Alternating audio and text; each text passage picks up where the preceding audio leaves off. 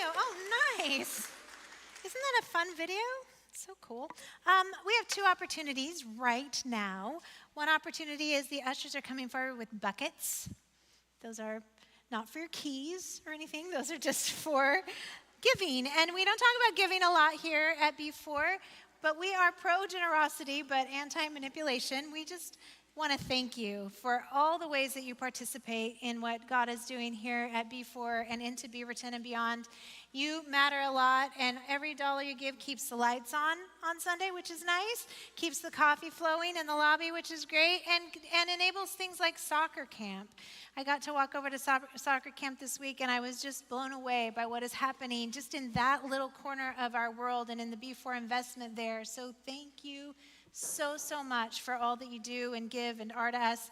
The second opportunity that we have is, if you look around, what you won't see much of in this room is kids, right? We stuff them away in another building, in another place. Actually, there's like a whole other church across the way there. There are hundreds of children that come to B4 every week, and that number goes up in the summertime, and the grown-up number tends to go down in the summertime. By the way, happy 4th of July weekend. You're the people who come to church. Thank you.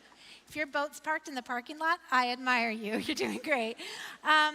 So that we don't have the same number of adults ready to take care of them in the summertime. I'm not sure if the parents are like dropping them off and going to brunch. Something's happening there. They're not. But we really would love to invite you to be a part of helping keep our kids' classrooms safe and filled with just good, fun, loving people. And you don't have to have a master's in early childhood education. You don't need to be an expert at Play-Doh projects. You don't need to know how to do the bubbles, but if you don't know how to do the bubbles, we should talk, because you should be able to do bubbles. But we would love to have you serve this summer. They've developed something, our excellent kids team leaders, called Summer Serve, and it is a chance to pick two Sundays this summer to just help out over there and be a friendly face. And look, they're so much cuter than we are. They're cuter, and also science research tells us that if you're feeling frustrated or angsty or depressed, the best thing you can do is serve. So this is a great opportunity on all fronts. Go to b4church.org/summerserve, and you can pick 2 Sundays there. There's a drop down where you pick the Sundays you want to serve. You put in a little information. I did it last night. It takes 60 seconds of your time, and they will do the rest. They'll get a hold of you. They'll help you know what to do next, what your next steps are, and we will be so thankful for you to help keep our littles happy over in the other building. So fun. We're on the 3rd week of our Miracles series, and I have been loving this chance to really examine what miracles are. We've talked about it being when heaven invades earth and creates beauty.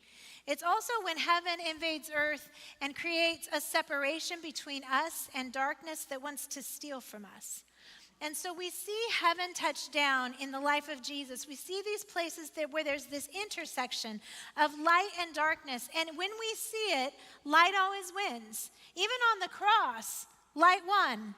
Didn't look like it, but even on the cross, the ultimate cage match of light and darkness, light always wins. Life always wins. So we are believing for life and heaven to invade our space here, to come and show up and show us a new way of living and a new way of hoping.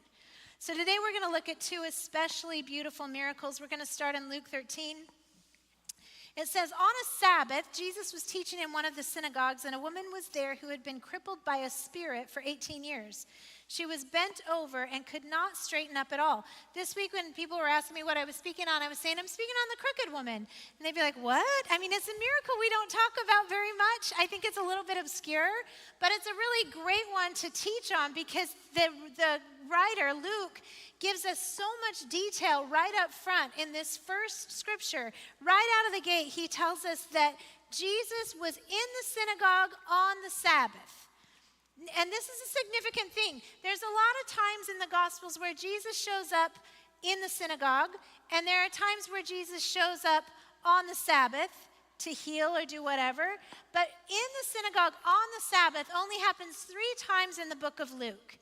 And it shows us a little bit about the mission of Jesus. The first time he shows up there, we talked about it 2 weeks ago. It's out of Luke 4 and also out of Isaiah. Jesus comes to the synagogue. They hand him a scroll. It's the prophet Isaiah, and he reads it. He reads these words: "The Spirit of the Lord is upon me because he has anointed me to proclaim good news to the poor.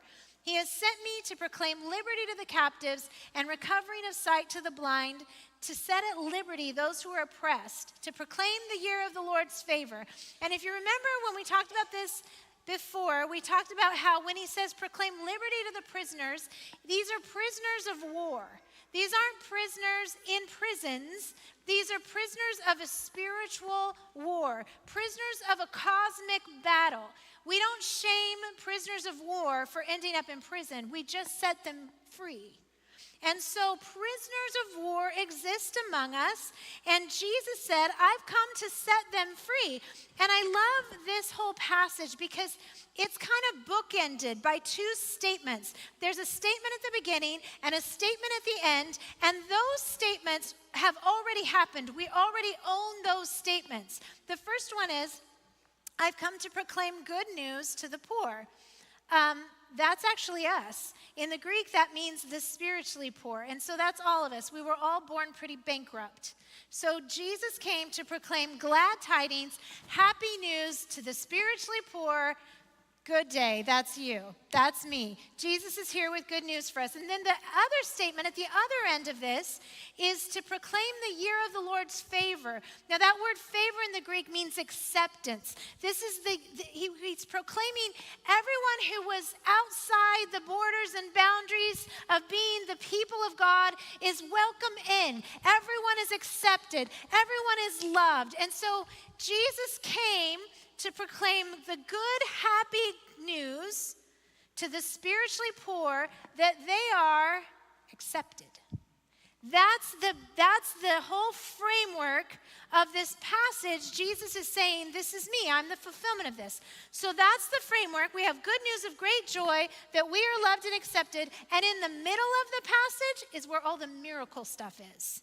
That's where all the kind of messy miracle, here's what is possible because of these two things. And so what is possible?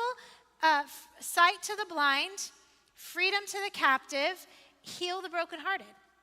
That's what's possible because of the bookended statements that Jesus makes about his mission. This is his mission statement. This is why he came, so that we could be loved and accepted by God and we could know it. So that's what Jesus says the first time in the synagogue on the Sabbath. The second time he's in the synagogue on the Sabbath, it's in Luke 6. And he heals the man with the withered hand. And the Pharisees are super mad about it because you're not supposed to do that. There are rules about how we behave in a holy place on a holy day. There are rules. We have a certain code of conduct in a holy place on a holy day. I know this because I was a church kid. I was raised in church, and there were rules. Like for me, I didn't go across the way to a cool, happy, Play-Doh-filled children's place.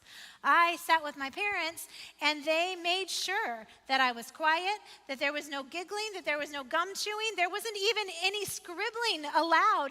My daughter's nodding her head, and I'm a little bit worried that I was that mom too, wasn't I? Mostly we're complaining about my parents right now, so if we could keep it limited to that.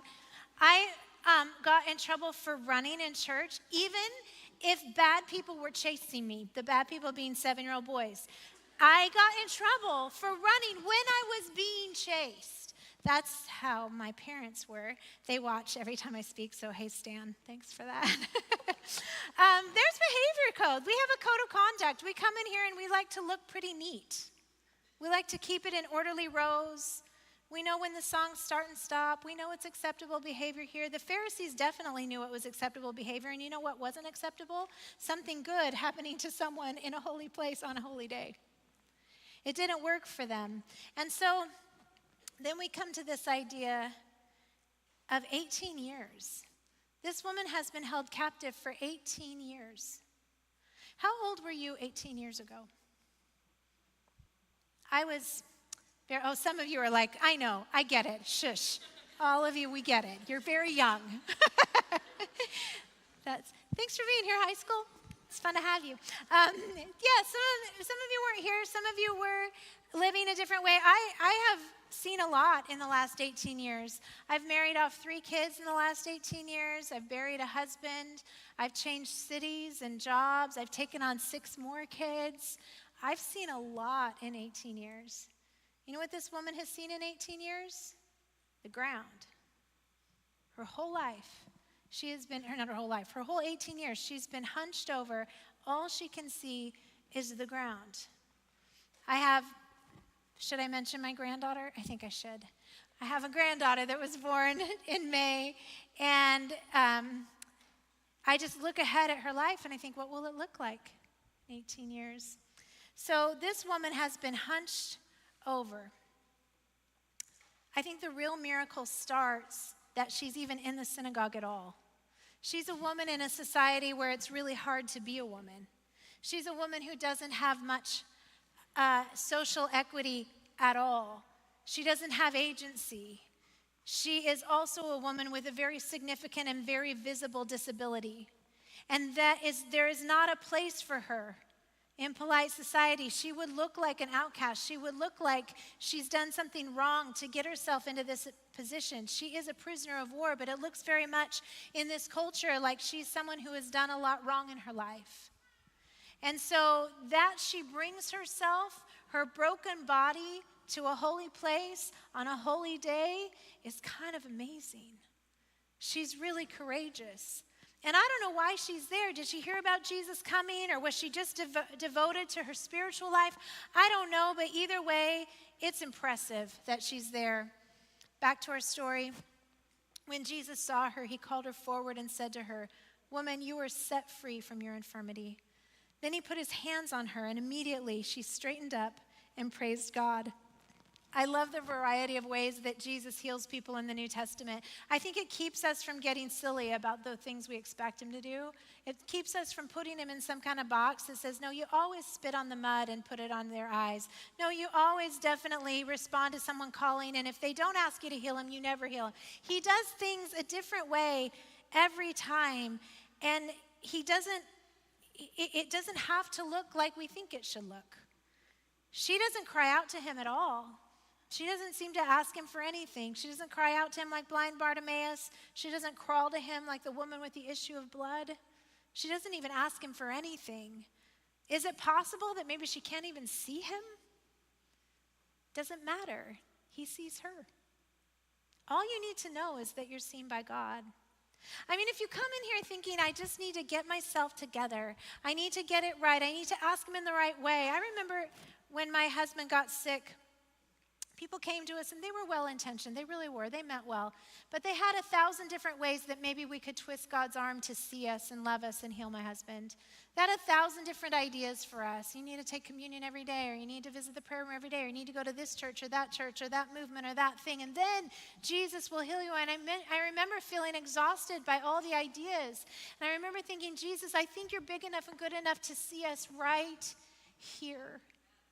Right here, without even lifting a finger, without even saying a word. I believe that you see me here. And I know that he did. And so Jesus calls to the woman. He spots her infirmity and he calls to her. And I think maybe Jesus is already seeing you. Maybe you already have his attention. And then Jesus puts his hands on her, and we cannot understand how subversive this act is inside this culture. Touching a woman who is afflicted in the synagogue on the Sabbath checks all of the Pharisees' naughty list. Jesus is not going to be rewarded for his good behavior here. He has done a thing that is against the rules. And in this case, in some cases he says be healed, but in this case he says to her be free. And the word free here is the same word as divorce. He said to her, be divorced. What do you think that means? Let's look at it in a minute. Indignant because Jesus had healed on the Sabbath, the synagogue leader said to the people, there are 6 days for work, so come to be healed on those days, not on the Sabbath. I love this idea. It's just Jesus broke the code of conduct. He's not yelling at Jesus. He's yelling at the people. Why do you think you are coming to a holy place on a holy day expecting something holy to happen to you? Stop it. That's not what this is for. And Jesus is like, maybe it is.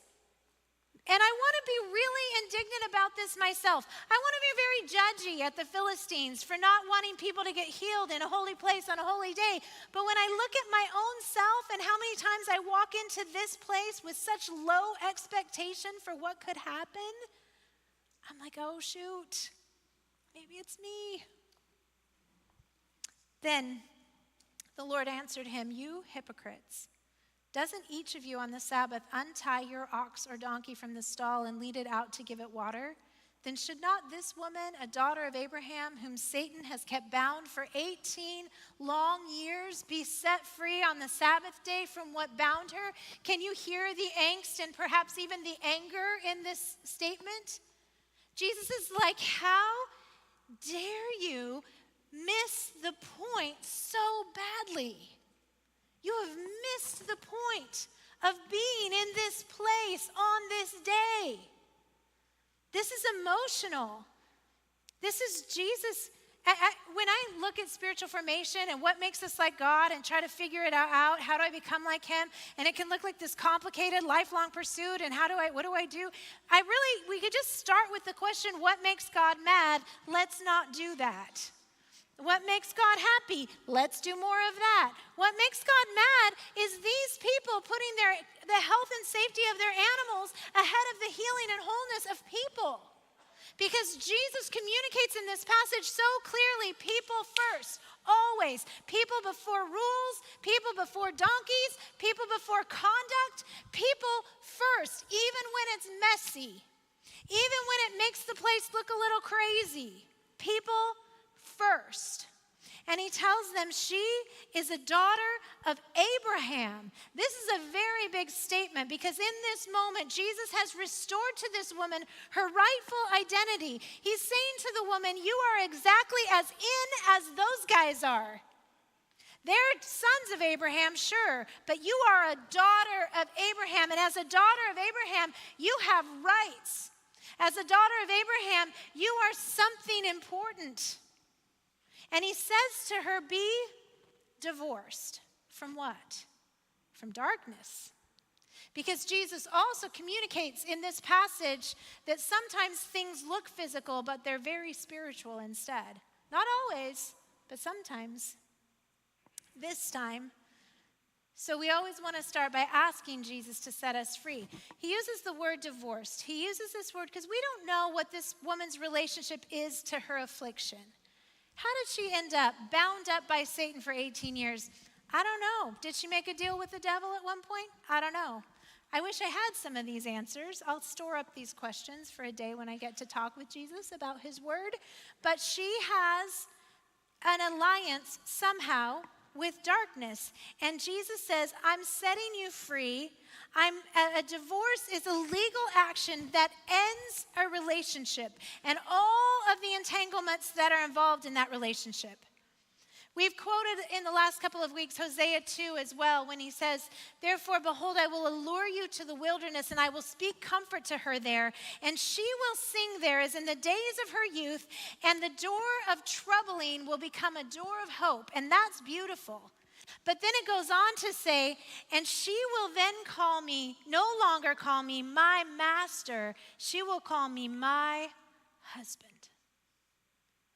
Jesus divorces her from darkness and invites her into a brand new, restorative, joy-filled relationship with himself. This is a whole change of name. A whole change of identity. She stands up straight. She becomes a worshiper. She's no longer just the hunched over woman at the temple.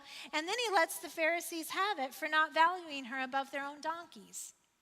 What's interesting is he doesn't say your donkeys don't matter. That's why there was a rule that they could get him out of a ditch.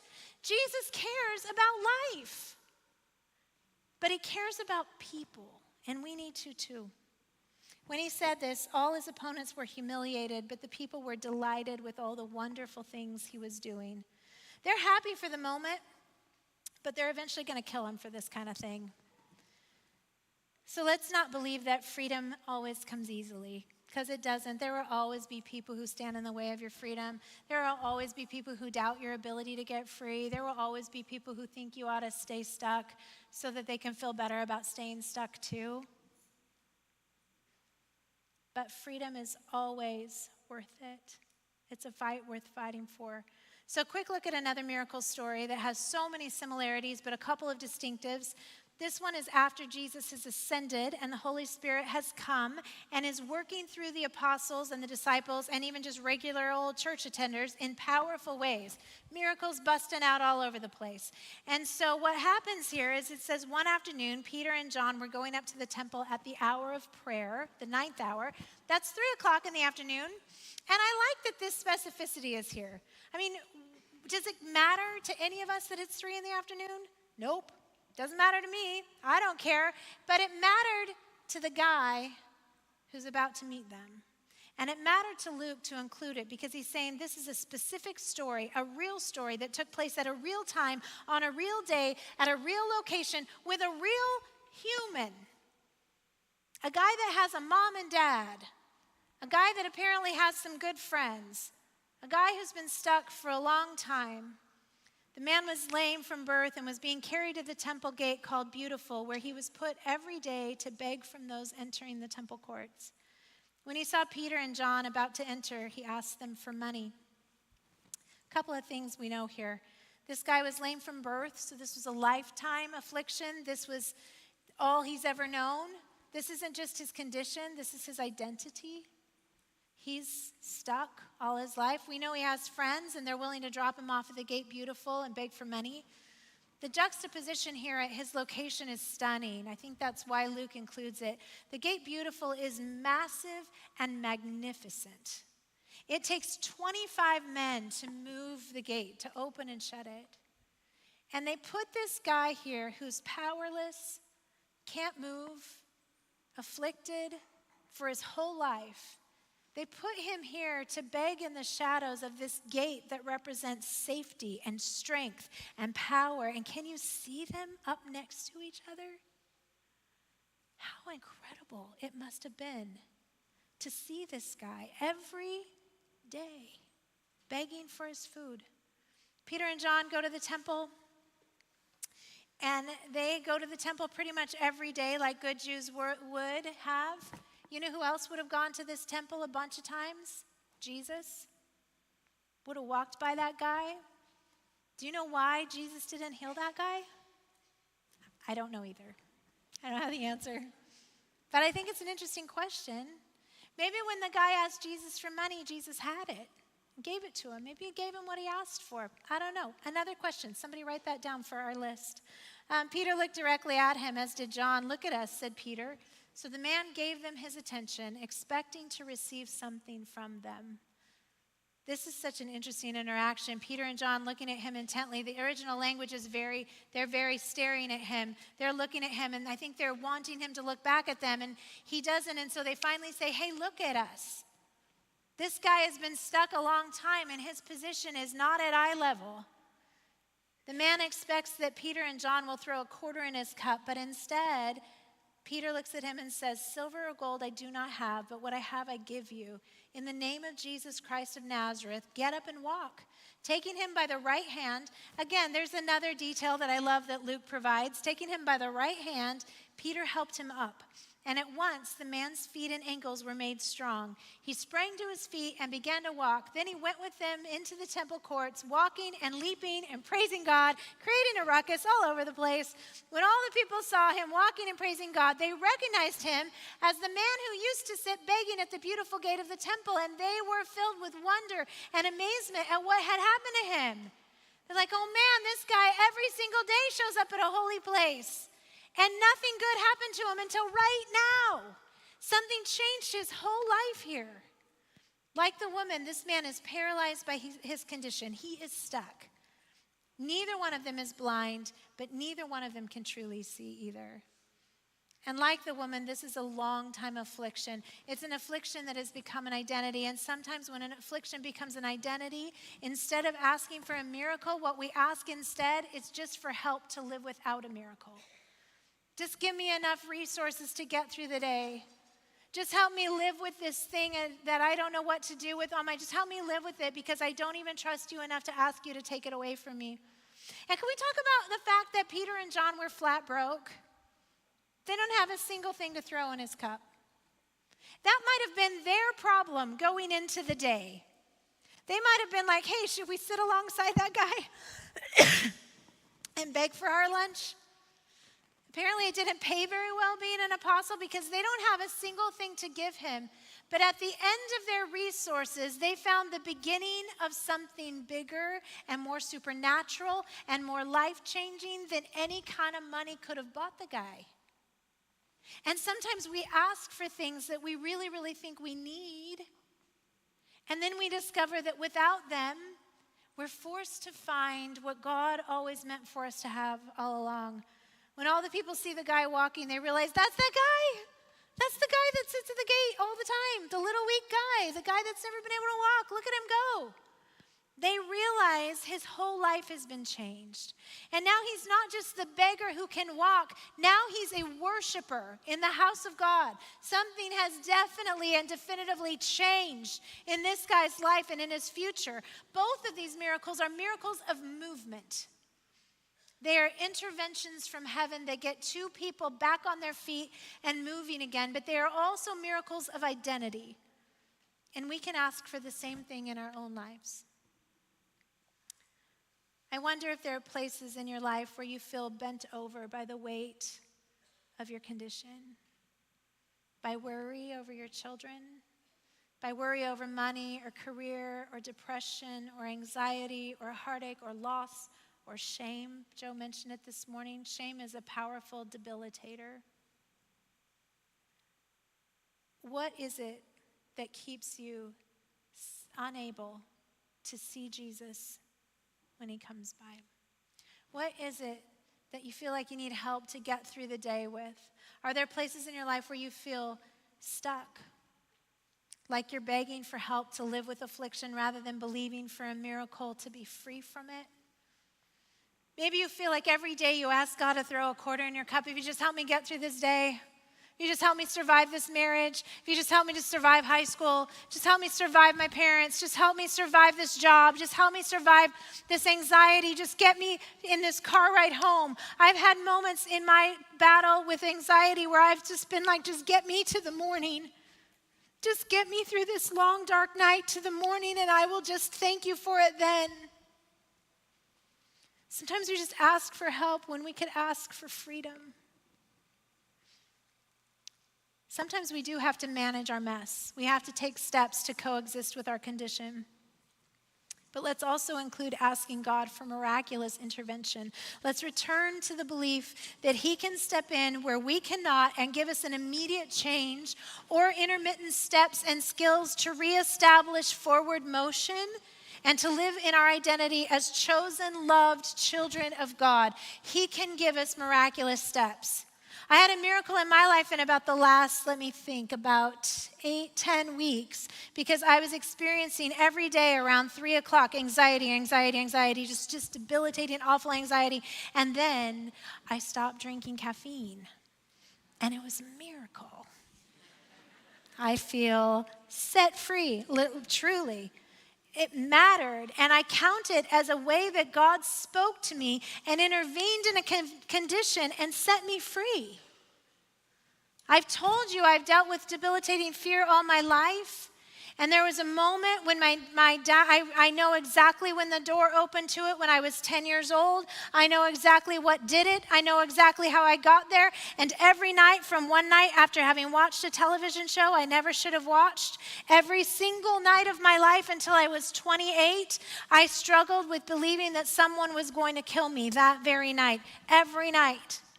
And I called my dad and I said, I cannot live like this anymore and I have to be free. And he prayed for me, and a remarkable thing happened in my life in that moment. And then after that moment was a process of walking out my freedom. There was a process, and it involved sometimes God intervened in my life through the help of a trained, professional, spirit-led counselor who helped me take steps toward freedom, who said things like, hey, how's that caffeine intake? Stuff like that.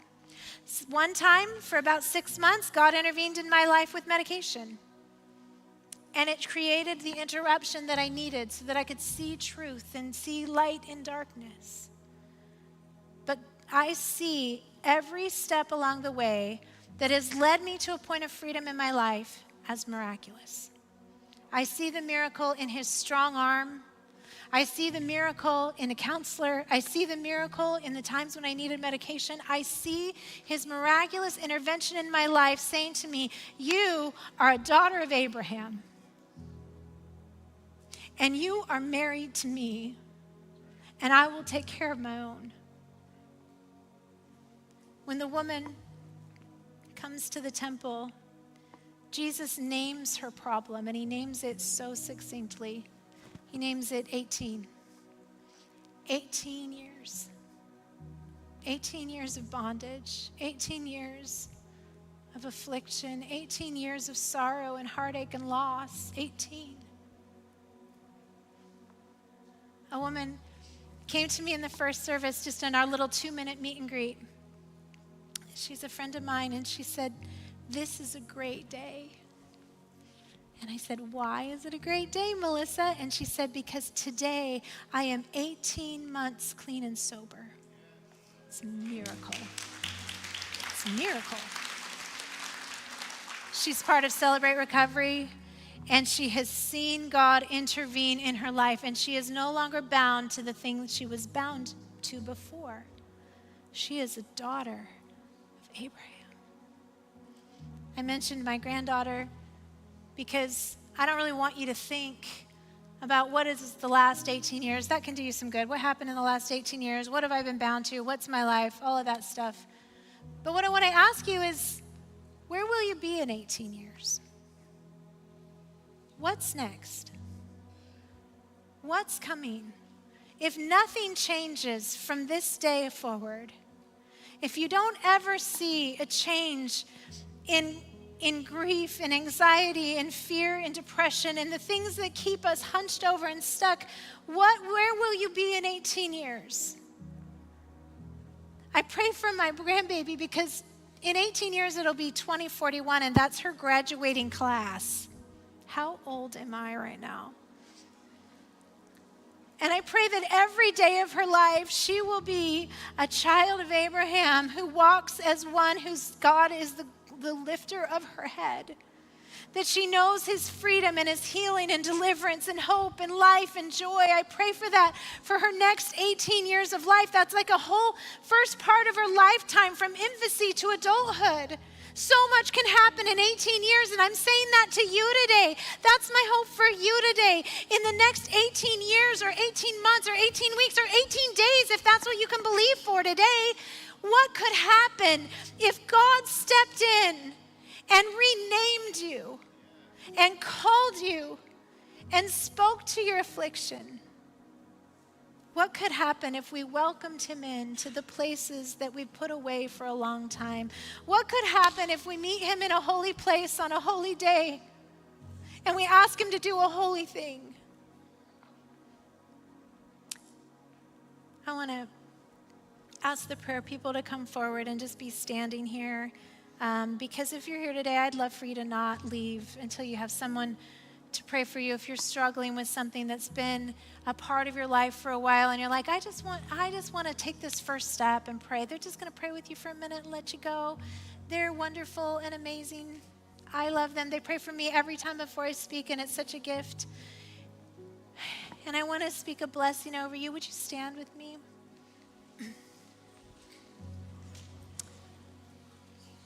Before the blessing, I want to mention that I would love to see you next weekend because we have a fantastic guest speaker here. I really think you'll love him. He's a lot like, he reminds me of Keith Jenkins because he is Keith Jenkins. Yeah. He is coming next weekend. He's going to be here and he's going to bring it, and I'm so excited about that. Jesus, we love you. We love you and we thank you. And we invite you to walk the hallways of our hearts. Take a look in the rooms. Move stuff around. Toss stuff out. We trust you. We trust you, God of miracles. We trust you, holy God, in this holy place on this holy day. And we ask that you would meet us here. Meet us, each and every one. We give you glory for who you are and what you do. In your name we pray, amen. If you want to receive a blessing, I invite you to put your hands out in front of you. I bless you with the miracle of movement, to be able to see up above the heads of your enemies and into the horizon of the future God has already marked out for you. I bless you to step into Jesus' yoke, where the burdens you carry are not a crushing weight, but a shared adventure with the one who is always bringing his strength to our weakness. In the name of the one who sets us emphatically, wildly, totally free. Amen. Have a great weekend. Get some prayer if you'd like to with these people up front. We'll see you next week.